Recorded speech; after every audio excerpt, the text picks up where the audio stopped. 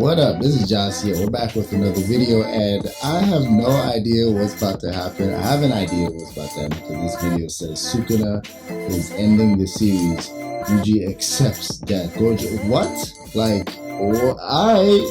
First of all, shout out to Anime Balls Deep. He really does do a lot of deep dives into the anime story, folklore, structure, all these different things. So he definitely does a great job. But I want to react to some of this stuff just because, like, the insight from a creator, from an animator, it's likely going to be something interesting. So let's hop into the video immediately. Satoru Gojo's dream for the next generation to become as powerful as him is coming true. Another sorcerer has joined the club to reach the strongest, with Sukuna fascinated with his potential. After all, Gege admitted Gojo is the ceiling of strength in the official fan book, which means everyone is being compared to him. So far, we have Yuta, Yuji, Takaba, Maki, and Hakari. But now, Higuruma has been added to that list as the executioner blade threatens Sukuna's life. Oh yeah, baby! That's what I've been waiting for! In chapter 245, Yuji and the others run into bad luck as the... Alright.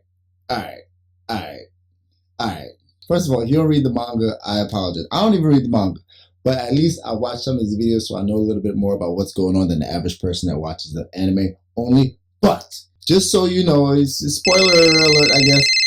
So this dude got the Executioner Blade because he has his powers. I don't know if it was awakened by Kenjaku back in the, earlier in the series, but Sukuna is interested in him. First of all, Gojo is the ceiling. Okay. Sukuna did have to jump Gojo though. I will give Gojo that. Higuruma's judgment backfired since Sukuna's shrine was not confiscated. Instead, it was a cursed tool that they did not know about at that time, which is why Kusakabe had to jump in to save Higuruma. Hold up, I didn't know that happened. The last time I watched the video, the end of the chapter was like, we don't know if it's good. Come on, Sukuna is just gonna lose now in the story? Come on, like really? Like really, even if they got him, like, no, just no. From a story standpoint, why would the biggest bad guy with the most OP and he just killed Gojo get killed by this? Like, it's so deflationary. It's so like, come on, y'all. Who was reading the manga and thought, oh, this man might be... Get out of here. As his sword has the best chance for victory. However, Sukuna's hands are rated E for everyone, and he's enjoying the thrill of killing anyone joining the battle. Bodies! Wow. It's next to impossible for sorcerers like Kusakabe, Ino, and even Choso to stay alive because they neither have reverse curse technique nor durability like Yuji or Gojo. But Kusakabe still pulls out the only skills he knows other than yapping. New Shadow Style Simple Domain. Simple Domain is an anti-domain technique that creates a small barrier around the sorcerers to protect them from the imbued curse technique or the automatic hit of a domain expansion. Even Gojo used it in chapter 226, showing how effective it is. This is why Kusakabe could protect Higuruma, even declaring that he will continue doing so until he's dead. Well, except he instantly regrets saying that because bro ain't built for this and isn't the main character. But the most surprising thing here is that Sukuna is now handing out compliments like candy to kids as he notes that everyone has leveled up. This dude was calling Satoru freaking Gojo a fish on his cutting board and a mediocre sorcerer, but now is praising side characters too. I can't take this no more, man. Sukuna is instantly aware of how not just Yuji, but even his crew's cursed energy reinforcement skills have drastically upgraded. It's as though Utahima has been boosting everyone. This reinforces the tough training regime the gang went through after Gojo came back. Remember, we had a month time skip where Yuji was training his new curse technique with Kamo and Joso, as well as his soul swap with Kusakabe. In chapter 244, we see Yuji attack Sukuna's soul where the king ponders on what happened. The proof for this is given recently with Mahito's punch in the anime, showing the same effect on Yuji when he evolved. This is very important as Maki also has a blade that can attack the soul and bypass any toughness. She claimed even if Sukuna can't die, okay, so like be able to heal. The show went to like this whole other level because that's what Mahito was saying when he was fighting Yuji for the last time. He was like saying like, y'all don't understand what happened. We're about to change everything. So, makes sense. But this is like another level. Be able to heal wounds on his soul. However, at this point of time, Sukuna is still just playing around and having fun. But as Kusakabe accepts his fate to die in this battle, he doesn't let that stop him from fulfilling his duty as Exposition Kun, as he realizes about, I don't know, maybe 129 chapters too late on how Sukuna's curse technique works. I can see what they're doing, what he's doing. I can see it, I feel it. He's cooking. But he does drop an important piece of information that our community has predicted correctly, which is in regards to Sukuna's world dividing slash. Like, why haven't he used it against Kusakabe? An attack like that would have killed him instantly. The only explanation is that there is a certain cooldown period or a binding vow. So yeah, it's been confirmed. Sukuna needed a binding vow to defeat Gojo. But it's not like this information matters, as fans will always say Gojo was nerfed and could. I mean, look, man, if you think Sukuna or Gojo are nerfed during the fight, I mean, you could go ahead and think that. I didn't really see the fight in the manga, so sure, in my opinion, I think he had to jump that man.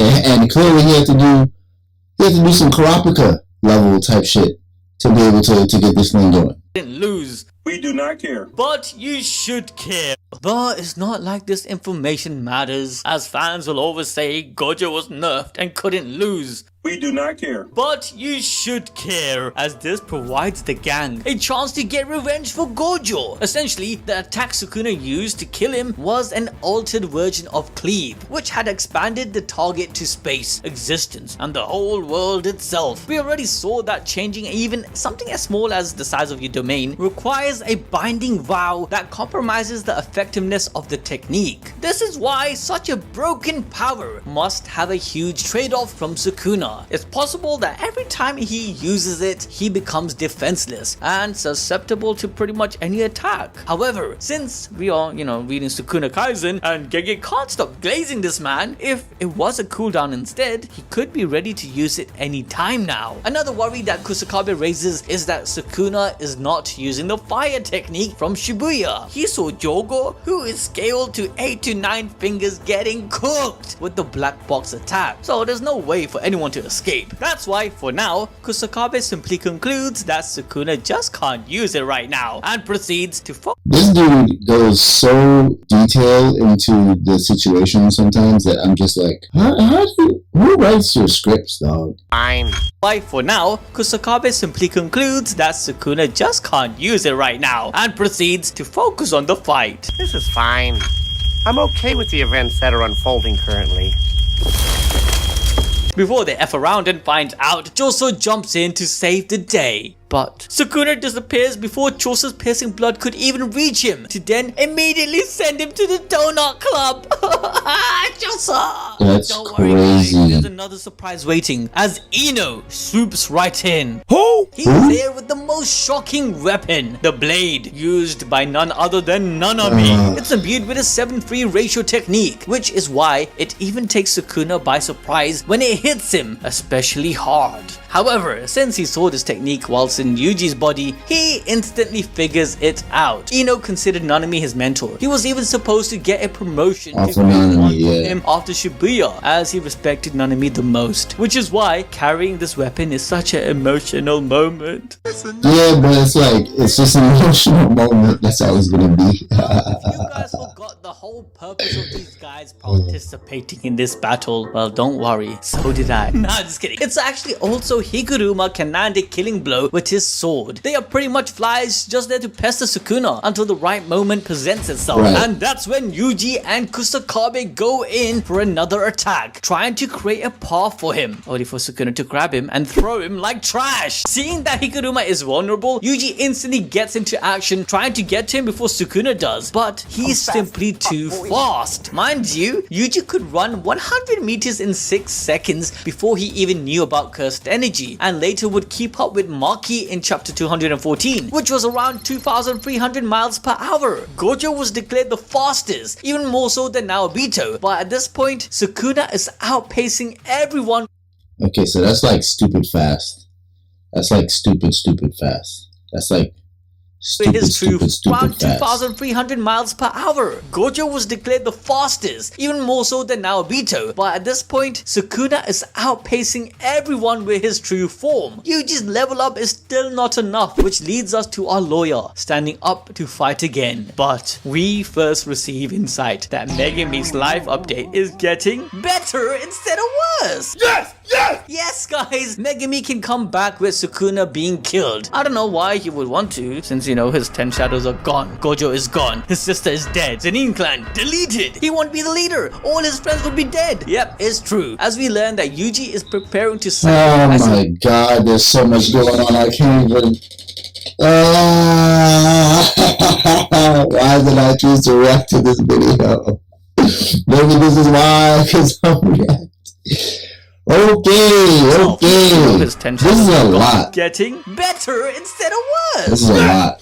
Yes, guys, Megami can come back with Sukuna being killed. I don't know why he would want to, since you know his 10 shadows are gone. Gojo is gone. His sister is dead. Zenin clan deleted. He won't be the leader. All his friends would be dead. Yep, it's true. As we learn that Yuji is preparing to sacrifice himself, he asks Higuruma about the specifics of Judgment and how the death penalty actually works. Right. This is when a huge secret is revealed. Even though the person who is stabbed with the executioner sword dies, with no exception, its actual target is the person who was declared guilty of the crime. The fact that Judgment would identify multiple souls inside of a vessel was already proven during Yuji's trial. During this, if Yuji had denied committing the murders, it would have been true, as even Higuruma stated that the evidence provided to him named Yuji innocent. Hence, the domain knew that it was Sukuna inside of Yuji's body who was the criminal. As a result, he would be the one to die, not Megami. This is certainly the best chance to kill two birds with one stone for the crew. However, this also implied that Higuruma had to place his life on the line, even potentially die, whilst fulfilling his role. After all, doesn't know reverse curse technique either, as Yuji points out. But as we stated earlier, Higuruma already sees himself as a criminal who placed himself above the law he wanted to exercise, which is why it's only fair that he can't be saved. In the end, he has to punish himself and accept death. If there's anyone who understands this emotion all too well, it's our boy Yuji. He was destined to die since he ate the first finger of Sukuna, and the only choice he had made was the way he would die. In the same way, Yuji recognizes that Higuruma also views himself as a cog in the machine that has to carry out its purpose without thinking of the bigger picture.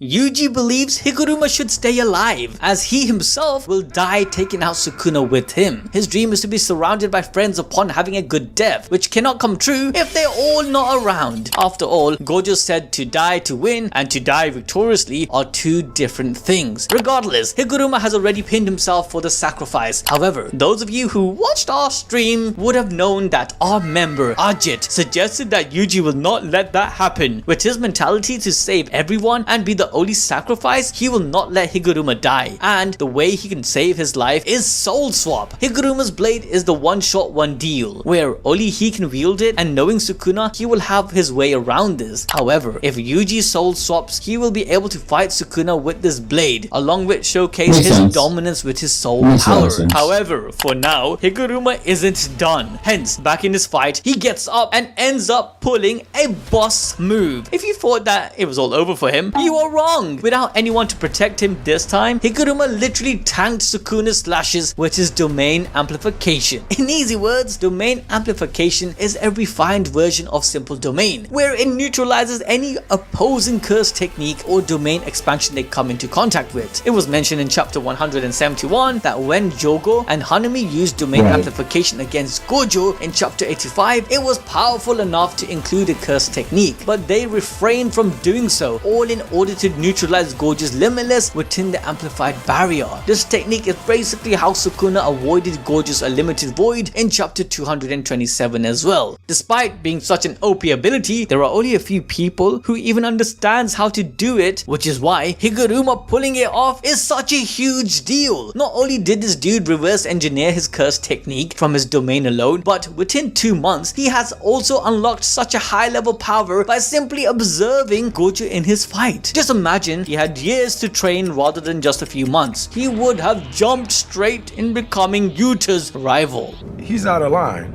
but he's right. Yeah, Alright, straight maybe up. I'm stretching a little. Well, despite that, we can't really classify him as a special grade sorcerer because according to Jujutsu High's classification, the utility of his domain and technique can't extend to multiple opponents or a city. Hence, he's certainly in the upper ranks of grade 1 sorcerer since he does have potential that rivals Satoru Gojo. As we pointed out earlier, Gojo was correct in estimating that the new generation of sorcerers wouldn't be limited to special grades. What's more is that Higuruma's ability to grow in such an extraordinary manner within such a short time, along with the sword of certain death, all of this has completely fascinated Sukuna. It seems that Higuruma is the new Megami for Sukuna, which is giving me nightmares. We know that he's obsessed with understanding. New Megami is that's actually scary.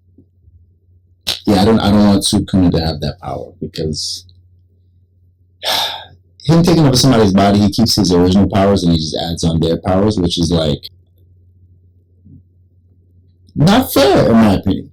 The world life is not fair, so I guess we just gotta accept whatever Gege gives us in story. Wouldn't be limited to special grades. What's more is that Higuruma's ability to grow in such an extraordinary manner within such a short time, along with the sword of certain death, all of this has completely fascinated Sukuna. It seems that Higuruma is the new Megami for Sukuna, which is giving me nightmares. We know that he's obsessed with understanding true Jujutsu, along with stealing shit from others. Jogo's flames, which burned hotter with him, Megami's 10 shadows, which were finally utilized the way it was supposed to, and Maharaga's adaptation of infinity was deemed impossible, but not for Sukuna. And now Sukuna wants to wield this blade for himself. But if you guys want to watch more peak fiction, then make sure to check out this video where we go over Kishimoto. So the fact that he says Sukuna's ending the series, whatever. But he did have some interesting things in here to talk about. That's the thing that I find interesting about this guy's content, is that it's very indirect, but it's also very eye-catching. I have to study it a little bit more. But it's just like how Sukuna is fascinated with curse techniques, I'm fascinated with his marketing techniques. Alright, see you in the next video. Hope you learned something. Subscribe, follow. There's a lot of other things going on. There's some educational content for the animators and artists. Check out the channel for that. And of course, subscribe, and I'll see you later.